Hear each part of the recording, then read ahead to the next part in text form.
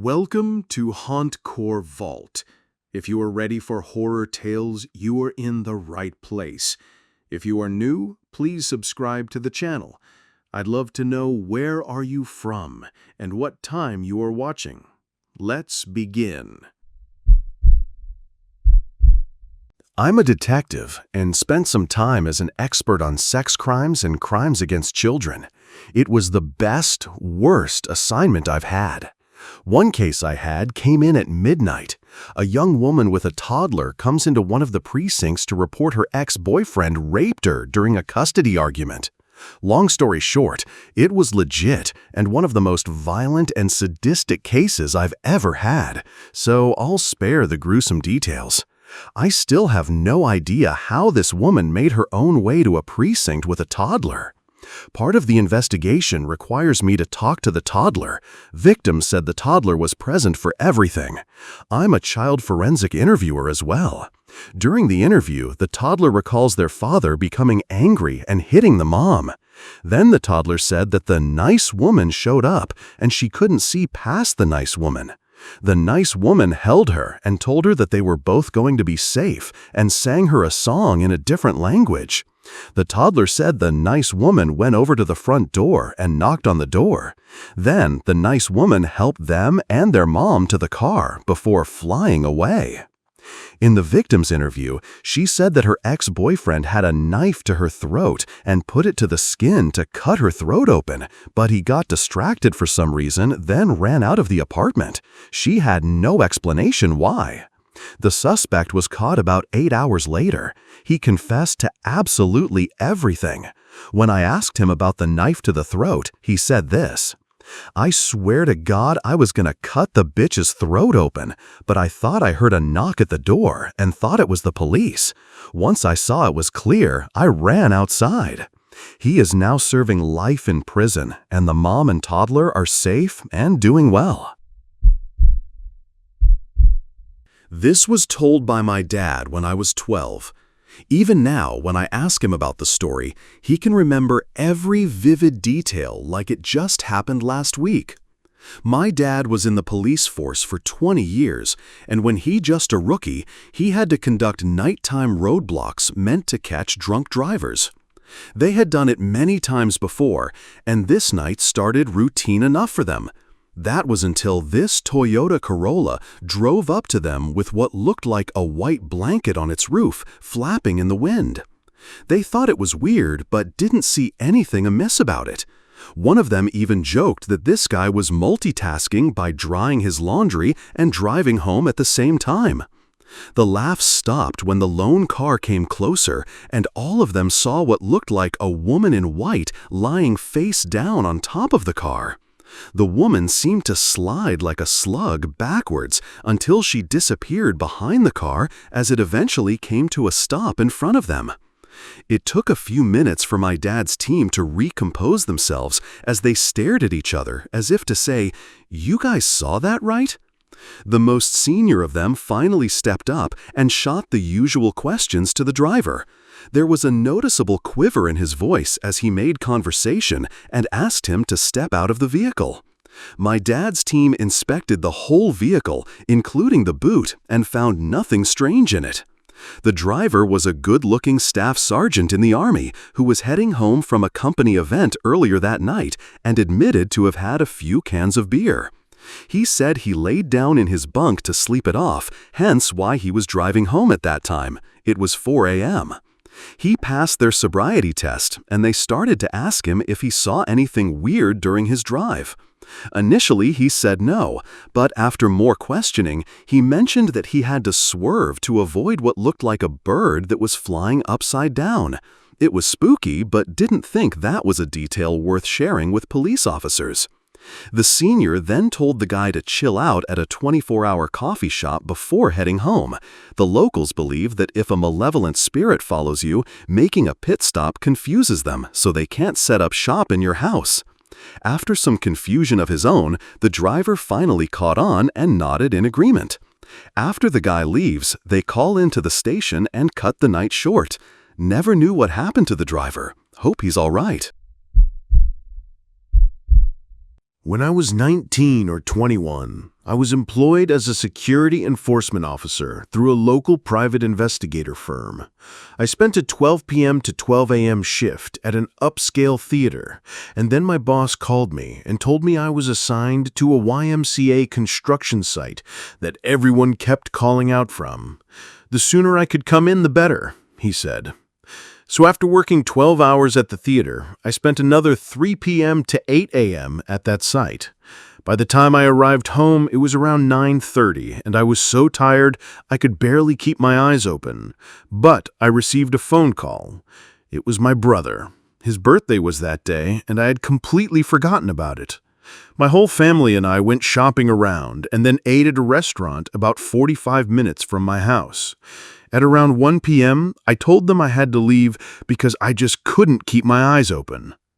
As I was driving home, no amount of music or driving with the windows down would keep my eyes open.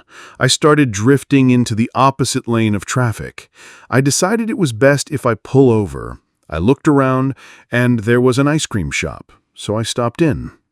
It was a weird place for it to be, because the highway I was driving on was a smaller country highway and it was on the outskirts of town, so an odd place to put a shop that would seem to rely on foot traffic. There was a woman out front asking if I had stopped for ice cream.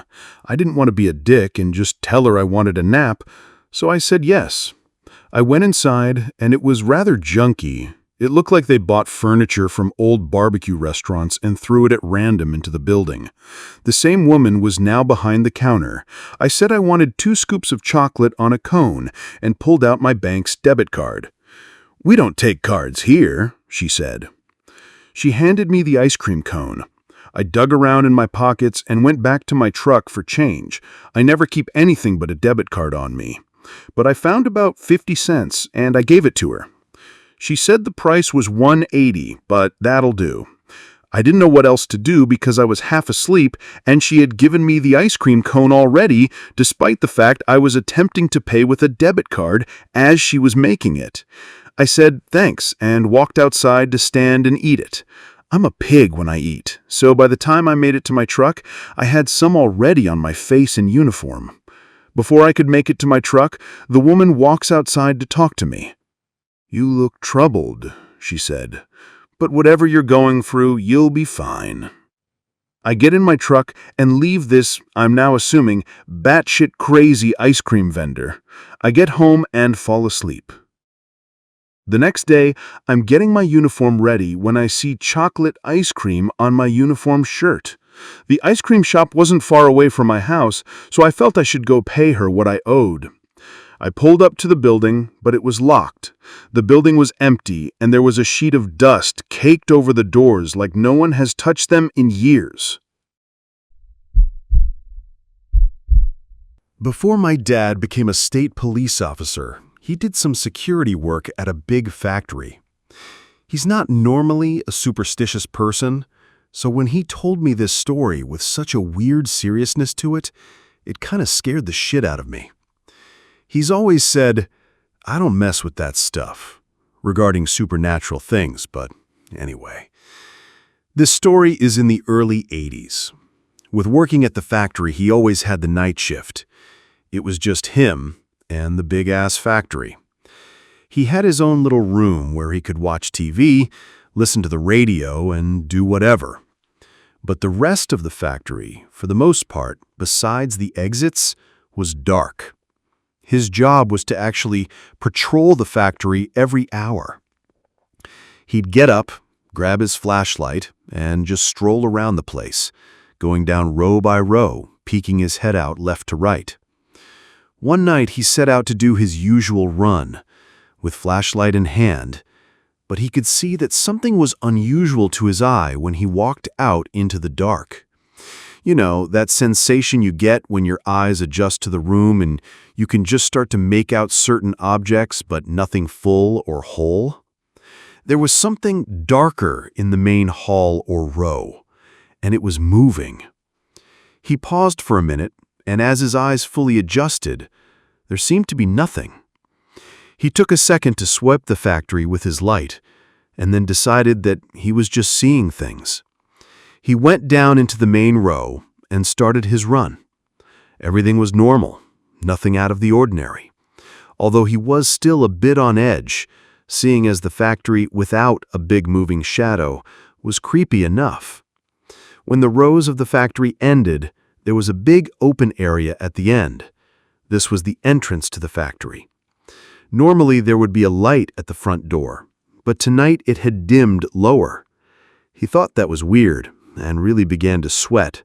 So instead of investigating any further, he turned from the exit and went to go back into the main row and get back up to his room.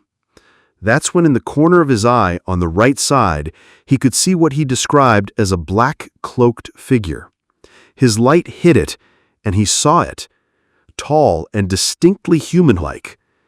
But he didn't stop.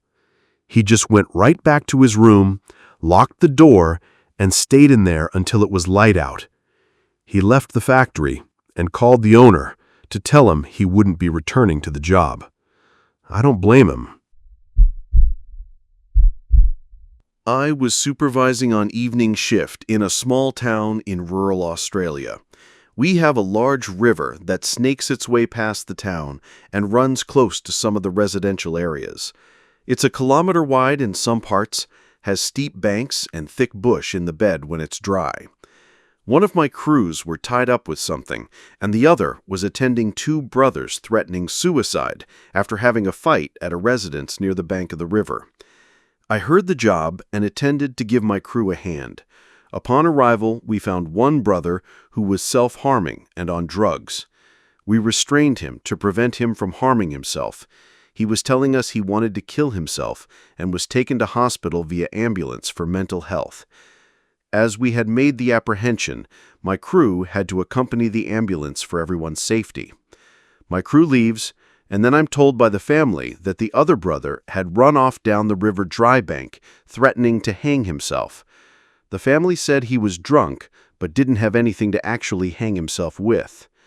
I was concerned and attended the riverbank near where they thought he went down the river's steep bank. Both crews were busy, and I was by myself at night, and it started raining lightly. I parked my unit at the top of the bank with the lights pointed onto the bush, hoping that if he saw my lights, he'd come towards me. I got up my torch and made my way down the bank. I found a small clearing, and a small distance away was thick bush. I heard something moving in the bush. It sounded like something taking deliberate steps in the bush. I yelled out, thinking it was the guy I was after. I told him I was here to help, and pleaded with him to come out. No response, and when I was talking, whatever it was stopped moving. I kept talking, attempting to make contact, as my instincts told me someone was in the thick bush in front of me. No response.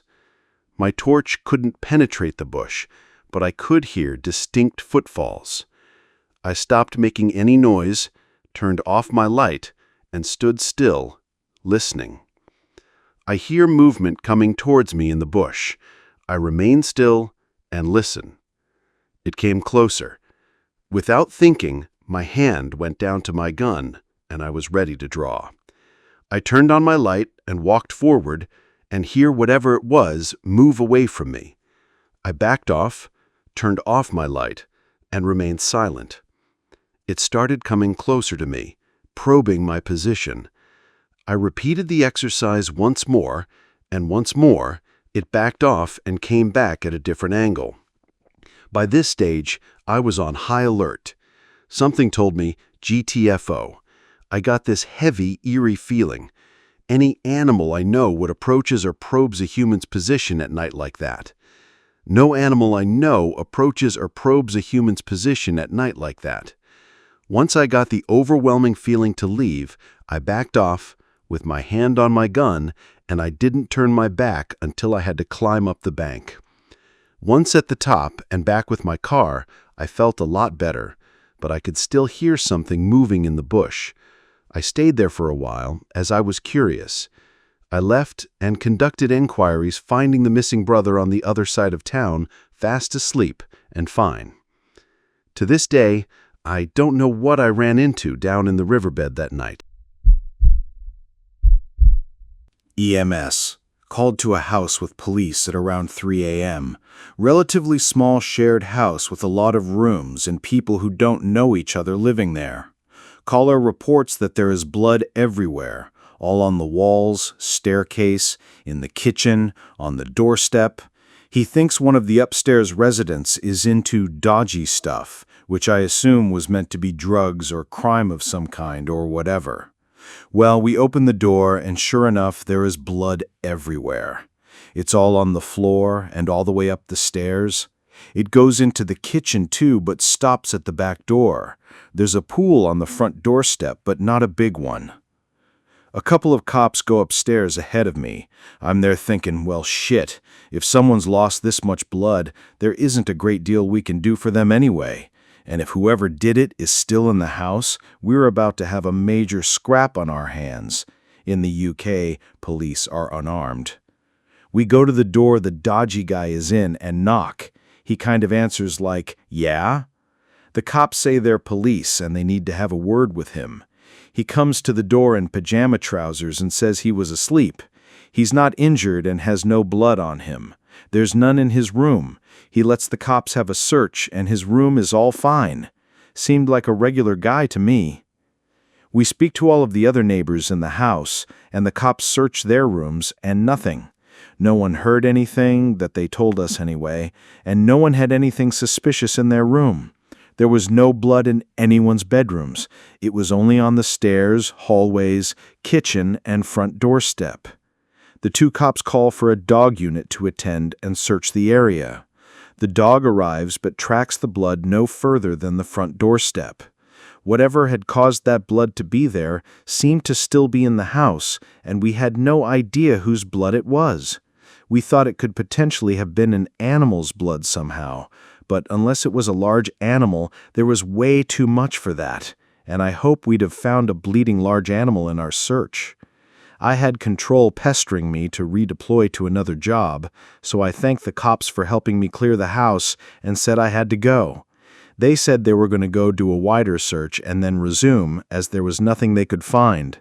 I never heard any more about it, and as far as I know, there was no murders or anything like that reported after that incident, so it's still an absolute mystery.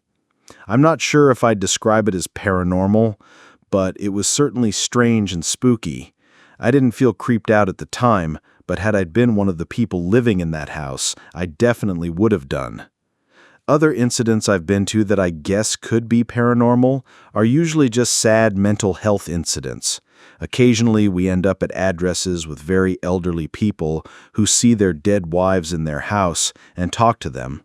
I once went to a job where an old guy was there with his son. While I was doing some tests on the old guy, he was talking to an empty chair next to him, saying stuff like, "Oh, it's okay. He's just checking my blood pressure. Then they'll be out of here, and we can go back to sleep." I didn't question it and got on with my work. When I spoke to the son afterwards, he said his mom died a few years before, and his dad has never really come to terms with it. The dad always claims he can see his wife there with him when she isn't, and talks to her like she is. Apparently, he even sometimes makes her breakfast and tea still, because he thinks she's actually there. Stuff like that is just sad, rather than creepy. I've been in law enforcement for nearly 6 years, and I have had a few supernatural things occur during my shifts. The most recent one came from a 911 hang-up call. I was riding two-man on a summer night, and it was probably around 2 or 3 a.m. when we get a call for a 911 hang-up. The only call comments was a call was placed to 911, and upon answering it, the person hung up.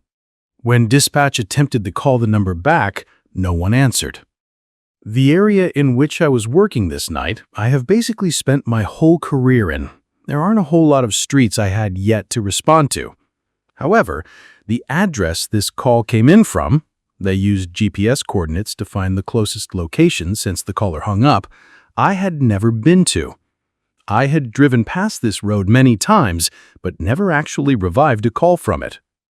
We pull up to this old dirt road, and it has a metal chain going across the entrance with a sign that says no trespassing.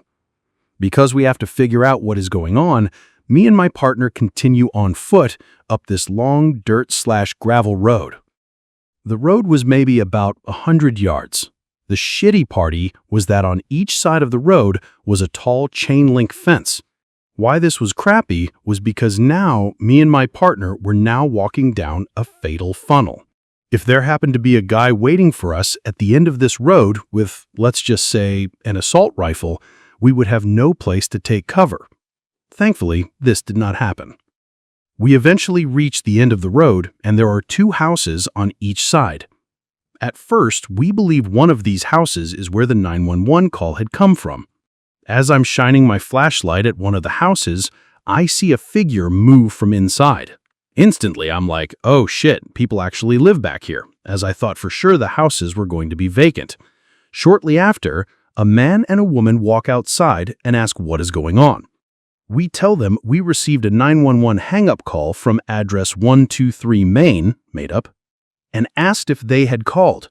The man tells us his address is 124 Main and the one across the street is 125, which he says is vacant. He proceeds to tell us there is a 123 Main, which is basically in the middle of these tall weed/forest-looking area just to the north of his house. He says the house is vacant and run down and can only be reached on foot. I ask him how far away it is from his house, and he says probably a couple of football fields away. Now, while all this walking and investigating was going on, we had received, I think, 2 more 911 hang-up calls. Same address, same result. Before we made this trek out into the middle of the woods, we called for another car, and eventually another 2-man unit responded. The 4 of us now wandered out into the woods, 2 of us with our assault rifles out, and followed a barely beaten path to where we assumed we would find a house. Fighting spider webs and low-hanging tree branches, we eventually reach our destination. I am terrible at describing things, but this house was straight out of any horror movie you want to imagine. It was run down, had a tree that had fallen through the middle and has now become incorporated with the house throughout the years. The house was nearly falling apart and was completely overgrown with greenery. Having come this far, we decide to continue on, even though we were pretty sure the house would be vacant. After fighting through some thick brush, we find our entrance. We each have to climb over some fallen brick walls and other wooden shit before we actually make entry. My biggest fear at this point is this stupid, rotten house collapsing on itself and being trapped inside with no one being able to find us. We searched the entire house, and when I say we searched the entire house, I mean the entire house. Nothing was left unchecked. Feeling satisfied, we all climb back out of the bullshittery and start heading back towards where the 2 original houses were. As we walk back, dispatch radios us and tells us they received another 911 hang-up call coming from the same address. This time, dispatch tells us they were able to make callback, and when the person answered, they could hear what sounded like a child playing on the phone. The 4 of us looked at each other and decided we were done with this call. We had done everything we could up to that point, and were not about to get called back into a possibly demon's house because a child was on the phone. We clear the call and don't receive any more 911 hang-up calls for the rest of the night. Fast forward maybe 6 months, and it's dead-ass cold winter. 911 hang-up from the same address. This time, it's me and 3 guys who weren't there previously. I tell them the story of what happened, and all 3 of them are super psyched and want to check it out. The 4 of us walk back out to this house now, much easier to get to since the cold had killed off a lot of the greens. The 3 of them decide to go into the house. I wait outside, as I already had my fun. They don't make it too far once they realize this house is about to collapse on itself. We all leave again. No callback from a child this time. I'm a medic and worked a short time as an emergency room medic in Detroit. Hated the job, but was a good experience to have. Anyways, one night, about 3-4 a.m., we get a radio report from the police they are coming in with a patient and to meet them in the ambulance bay with a stretcher. Police usually do not transport patients. EMS does that. So I figured it was an officer that was hurt or sick. Go out to the ambulance bay and wait for them. They pull up and jump out of the squad car and yell, "He's in the back." I start asking questions while trying to assess the patient. The patient was stiff as a board. I don't mean like he was dead and in rigor. We were able to pick him up and carry him like a backboard. The police tell us they were called to a homeless shelter for a disturbance. They got there, and this guy was standing in the middle of the room, with all the others kneeling to the floor in a circle around him. He was chanting, and no one even paid attention to the police. The police weren't sure what was going on, but for whatever reason decided this guy needed medical attention. As we get him in a room, he's completely unaware of his surroundings, still chanting. The charge nurse asks if I can understand what he is saying, and I realized what it was. He was performing voodoo. His chant/prayer was a mix of Christianity and African folklore. I'm certainly not an expert, but I recognized it. A lot of the nurses were freaked out and did their best to avoid that room. The only time he stopped chanting, he looked right at me and said demons would come for me. I am not religious at all and dismissed the whole thing as just an altered mental status. But the next night, I was walking by that room, and a psych patient had taken his sheet off his bed. When I walked past, he jumped out and tried to strangle me with it. A nurse and an aide were able to tackle me off of me. We restrained him to the bed and sedated him, but he said, "I told you I was going to get you." When I first joined the police, during our first 2 days at training school, we had a lecture from this old sweat, British police slang for an officer who'd been in the job for about 20 years. He told us of his weirdest experience of policing. He said he'd been out on patrol in a car when they got an abandoned call to a house. He got there, and it was a big house, sort of isolated, and they knocked on the door and no one answered. He went to open the door and it was unlocked, and he walked in. The house was empty. No people, no furniture, no possessions. Completely vacant. He looked around and found no one there, but then looked upstairs and thought he saw someone move. He went upstairs. It was a really big house with a long hall upstairs. When he got up there, he saw someone go into the bedroom right at the end of the hall. He followed the person there, calling out as he went. Again, all the other rooms were completely empty of even furniture. When he got to the room he saw the person go in, he found it completely empty. No one was in it, and nothing was there apart from a big, long mirror. He walked into the room and looked into the mirror. He told us he saw something in the mirror that he said has haunted him for the rest of his life. He wouldn't tell us what he saw, and said he'd tell no one ever, but that it terrified him. He turned around and left the room to leave. As he walked down the hallway, he saw that all the rooms were now filled with furniture. No one was there still, but the house no longer looked abandoned. He said he left the house that day never knowing what had happened or who had called police, but absolutely 100% sure of what he'd seen. He was completely serious, and it was obvious that he really believed that was what he'd seen, and it gave me chills down my spine when he was telling us. I've never forgotten it.